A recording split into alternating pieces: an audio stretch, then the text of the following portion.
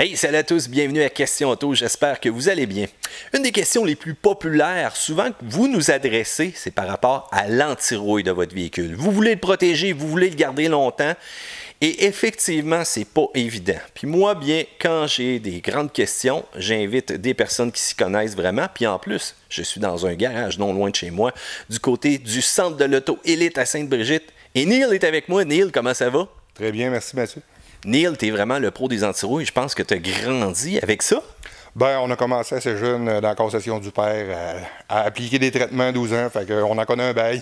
Bon, ben parfait, j'ai mon expert. Neil, les anti-rouilles, ça génère plein de questions aux gens. Je me promène sur le bord de la rue, je vois plein de pancartes, je vois plein de types de produits. J'aimerais un peu avoir pas nécessairement ta théorie, mais vraiment qu'est-ce qu'il y en est là-dessus. Ben c'est ça, les business présentement sont essayent plus d'attirer la clientèle avec un prix. Donc, on a beaucoup de publicité à venez chez nous, c'était le prix, puis venez dans ce temps-ci, on fait un escompte, puis on se promène sur le bord du chemin, puis on voit des pancartes à 59,95, 79,95, 89. Pourquoi qu'il y en a un à 59,95? Pourquoi qu'il y en a un à 89,95? Les gens ne savent pas. Ce qui est appliqué, on ne le sait pas. Puis de la façon que c'est appliqué, on le sait encore moins, puis c'est le secret de l'anti-rouille à un certain moment donné. Là. Donc, tu es en train de me dire que même si on a un très bon produit, l'application, c'est très important. C'est là qu'on va aller chercher le gain puis la protection de notre véhicule.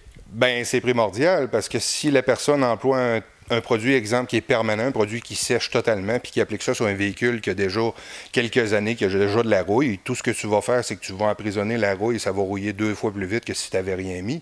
Mais il peut t'avoir vendu ça 59,95 moins cher que l'autre au côté. Okay. Mais tu n'auras pas fait un anti-rouille sur ton char, tu vas l'avoir endommagé. Tu aurais été mieux d'aller le laver, ça aurait fait une meilleure job. Très bon point. Première question aussi souvent que les gens ont, c'est le type d'anti-rouille donc qu'on applique. La graisse, l'huile, l'anti-rouille électronique, on a même ceux-là qui sont permanents. Parle-moi un petit peu des avantages et des désavantages de chacun. Si on y va au niveau des gammes de produits, tu vas voir le plus commun, les anti-rouilles à l'huile qu'on voit beaucoup. Oui. Ce que les gens ne savent pas, c'est que tu as des anti-rouilles à l'huile qui sont faits à partir d'huile recyclée et tu as des anti-rouilles qui sont faits à partir d'huile vierge. Une va être beaucoup plus dispendieuse que l'autre et va travailler beaucoup plus que l'autre au niveau de la rouille pour la neutraliser.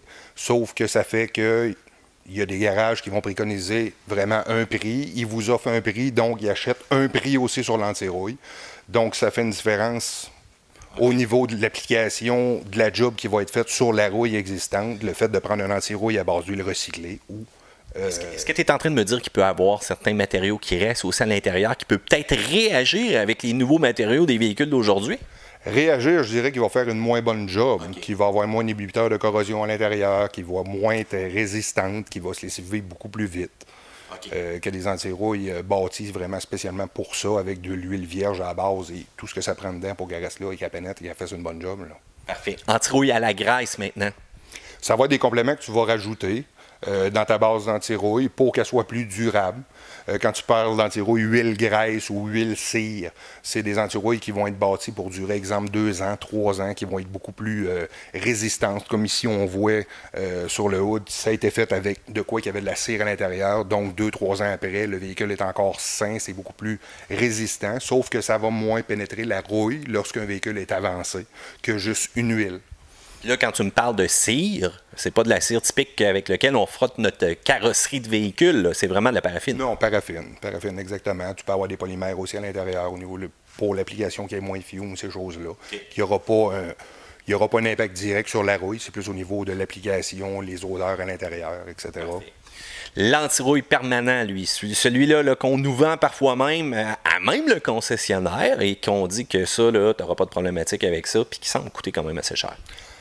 Grosse job de marketing là-dessus. Là. Okay. C'est des anti-rouilles très dispendieux. Oui, ça fait la job, mais c'est parce qu'on est rendu qu'il nous parle de garantie de 10 ans contre la perforation. On sait toujours bien que tu mettras le produit que tu voudras en dessous d'un véhicule qui sera permanent, qui séchera dans une fosselle. Le gars qui fait du chemin de terre pendant 1 heure à tous les jours, dans 6 mois, il n'a plus dans son aile. Là, quand même, ils nous diront garantie 10 ans, c'est complètement ridicule à un certain moment donné. Il faut en prendre et en laisser.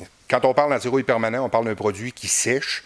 Si on parle d'un produit qui sèche, on parle de surface flambant neuve. Il ne faut pas qu'il y ait de rouille. Présentement, on prend des véhicules qui sont 6 mois d'un cours de concessionnaire. Tu vois déjà d'un soudure, des cracks avec de la rouille apparente. Les produits qui sèchent, on en a chez nous, chez Cinto. Quand la surface est flambant neuve, parfait. moi, je préfère travailler tout le temps avec une cire et huile ou des choses comme ça qui, si on a une rouille, on va avoir de quoi pour aller la neutraliser, plutôt que de l'emprisonner puis qu'elle rouille 4 fois plus vite. L'antirouille électronique maintenant, lui, j'ai déjà mon avis là-dessus, mais je te laisse quand même partager tes impressions. Il y a tellement eu de documentaires faits du protégé de vous et de ci et de ça que ça ne peut pas fonctionner. On voit, c'est encore là, c'est une game de marketing, ça coûte pratiquement rien au concessionnaire, 13-14 pièces ou 20 pièces. Ça prend une demi-heure à installer, puis ils vendent ça 400-500 pièces. Puis souvent, tu rouvres un hood, puis ça a été... Même si ça fonctionnerait, ça a été plugué tout croche. Fait que... Regarde, l'avenir va le dire, c'est des compagnies qui ont fermé souvent, qui sont parties sur un autre nom. Okay. Selon moi, l'antirouille électronique, à part sur un bateau, de quoi il est en direct contact avec l'eau. On touche pas à ça. Il faudrait que quelqu'un m'explique le principe, comment ça peut fonctionner sur un véhicule, je ne l'ai pas compris encore. Bon, ben parlons de concret. Pourquoi pas faire un antirouille, justement, sur un véhicule? Neil, ben, tu es là, tu es avec la compagnie Sinto. Qu'est-ce qu'on applique sur ce véhicule-là? C'est un rafraîchissement. Quel produit et pourquoi? Bien, ici, Pat, il travaille avec la série 3000 chez nous, qui est une cire et huile, qui est le best pour faire autant du récent, l'usager. Va avoir une huile à l'intérieur pour aller neutraliser la rouille existante et va avoir une cire qui va faire que ça va être beaucoup plus durable. Dans ce cas-ci, c'est un véhicule qui a été fait, exemple, il y a 2 ans, 3 ans. Le haut du véhicule, c'est vraiment un rafraîchissement. Comme on peut voir ici, c'est encore cireux. L'antirouille est vraiment encore là. Le dedans des portes, ça va être encore là. C'est vraiment un rafraîchissement. C'est ce qui fait justement qu'avec des antirouilles comme ça va être un prix souvent à 100, 119 pièces au lieu de 59,95. Parce que le gars, il n'est pas à toutes les années en train d'aller refaire le dessus du véhicule et de re-shooter ça tout le temps. T'as raison. On revient encore à l'application. On regarde ça, mon ami Pat va nous faire un bel antirouille sur un véhicule.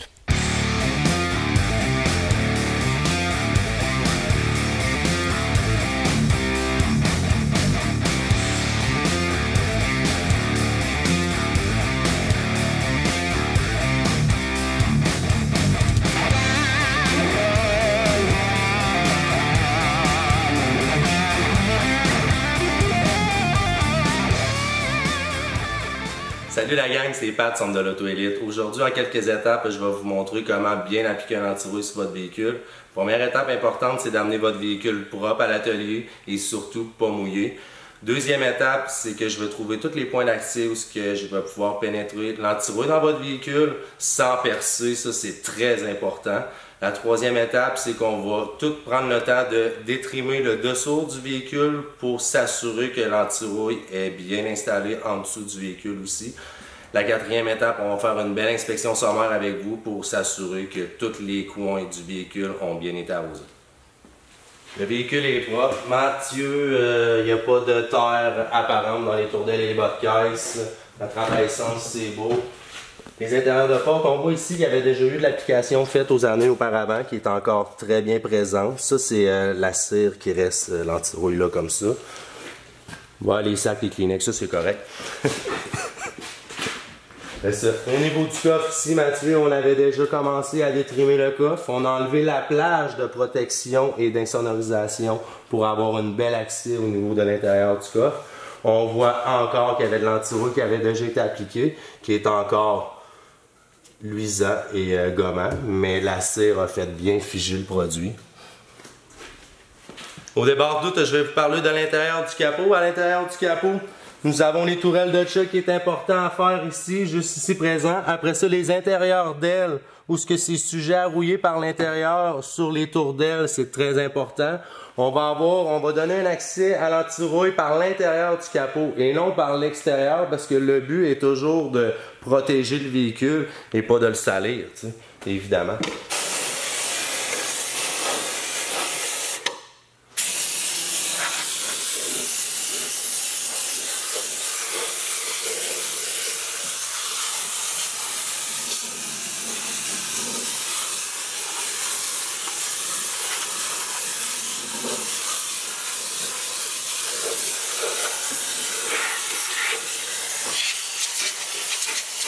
Très important cette étape-ci de faire les intérieurs d'aile comme il faut. S'assurer que le produit va partout à l'intérieur de l'aile.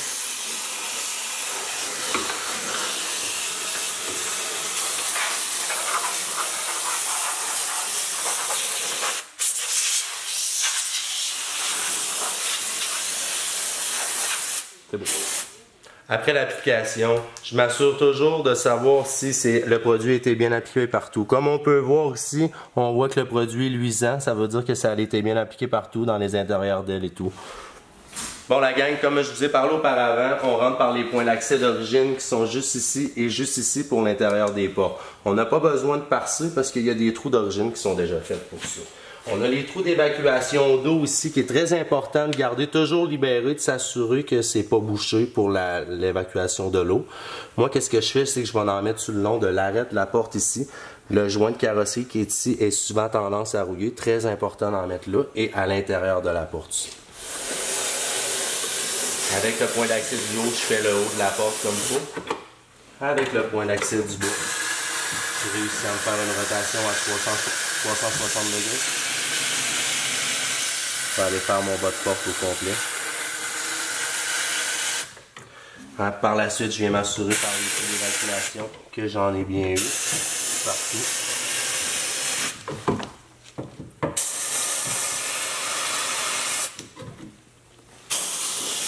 Le bas de la porte sur les véhicules. Et on finit toujours un petit coup sur les pantoufles de porte. Toujours sujet à rouiller aussi. Au niveau de la trappe à essence, très important aussi. Important de l'application, c'est pas qu'il y en ait un pouce d'épais, c'est qu'il y en ait vraiment partout sur la pièce.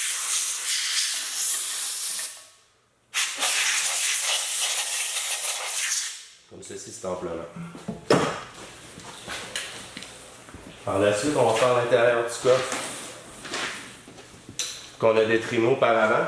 On a enlevé toute la plage comme on expliquait auparavant pour avoir une belle accès à l'intérieur du coffre.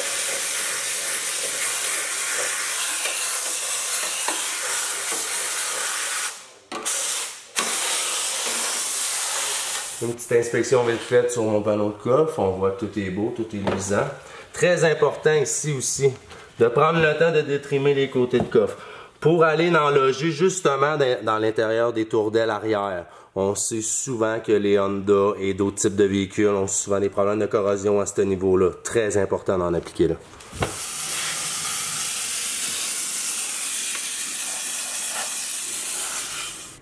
Bon Mathieu, ici on est maintenant à l'intérieur de l'aile. Il est très important de vraiment prendre le temps d'enlever le plastique pour aller l'appliquer en dedans de l'aile et non sur le plastique, comme on voit à certaines occasions. Qu'est-ce qui est très important aussi, c'est les ressorts ici de la suspension et le haut de la tête de choc. Très important à les appliquer vraiment comme il faut dans le haut de la tête de choc. Pour ce faire, je vais avoir deux buses. Ma buse encore à 360 degrés et je vais prendre une plus grosse buse pour faire l'intérieur de l'aile vraiment.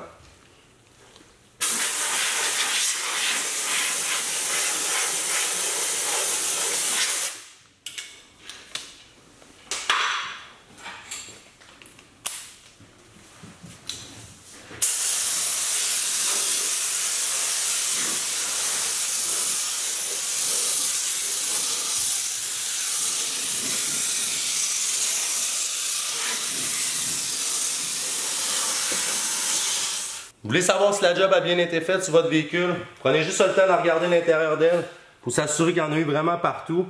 Puis le petit clip que j'ai enlevé juste ici, très simple, tirez le clip, retirez la faucille de plastique, allez mettre vos doigts à l'intérieur de l'aile. Si jamais vous voyez de l'antirouille sur vos doigts, ça veut dire que la job a été bien faite.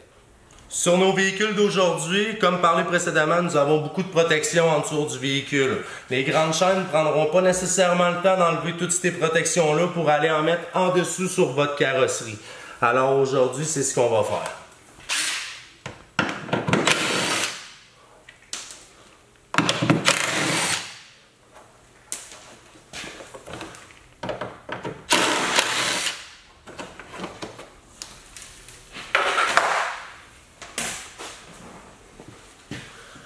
Vous voyez ici, comme on voit que ça a déjà été très bien appliqué, on va en remettre encore une autre fois pour une protection vraiment supérieure.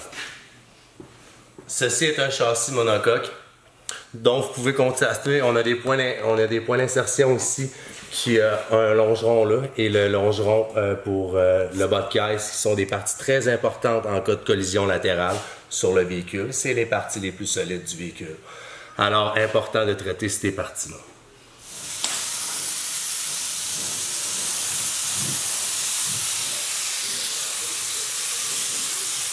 En plus, qu'est-ce qui est le fun avec les produits Cinto, c'est qu'ils sentent bon. Ils sentent la gomme ballon au lieu de sentir l'huile.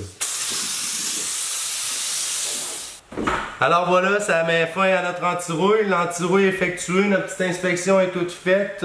Ici, à Centre de l'Auto-Élite, un petit mousse, on lave le véhicule pour pas que vous partiez avec vos vitres tout graisseuses.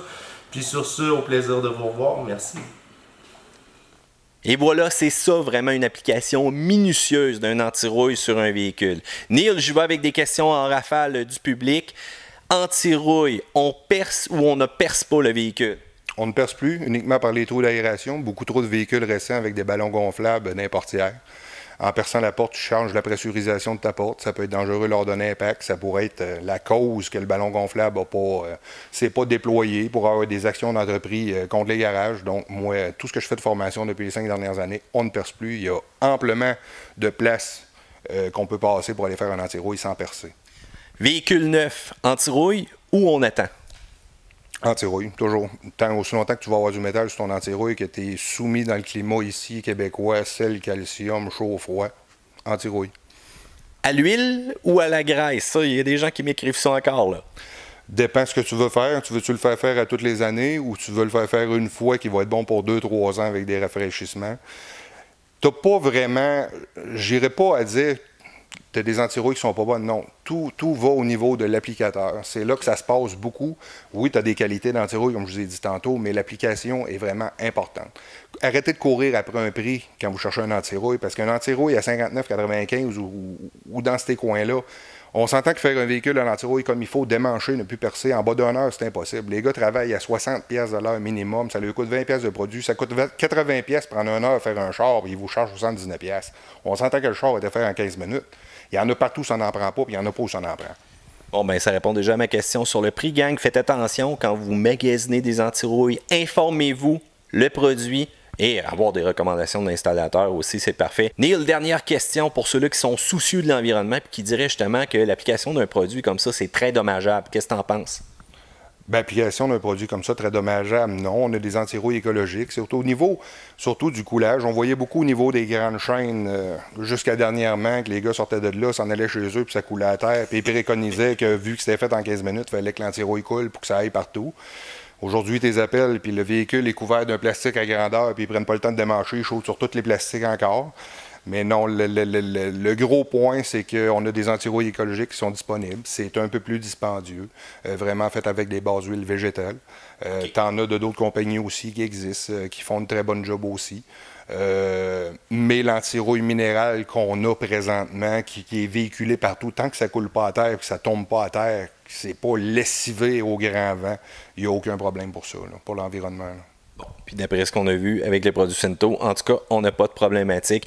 On va justement inviter les gens à aller voir une autre vidéo qu'on a fait un petit peu on the side, où est-ce que tu décris vraiment l'ensemble des produits que tu as. Donc, si jamais vous êtes sur un PC, bien cliquez sur le coin ici en haut. Si vous êtes sur un appareil mobile, le petit i aussi va vous permettre de voir ce petit vidéo-là. Puis Neil, merci beaucoup de ta présence, ça a été super apprécié. Donc, si jamais tu veux revenir ou quoi que ce soit, tu ne te gênes pas. Puis si les gens ont des questions justement pour les anti-rouilles, eh bien, on les invite donc à entrer les questions dans la section commentaires en dessous. Merci beaucoup encore une fois. Plaisir, Mathieu. Et bien voilà, si vous avez aimé ce petit vidéo-là, faites le pouce en l'air. N'oubliez pas de vous abonner à la chaîne de Questions Auto. Puis si jamais vous passez dans le coin de Saint-Brigitte, venez voir mon chum Pat. Vous allez voir que lui, il prend le temps de faire les véhicules comme il faut. À plus, gang!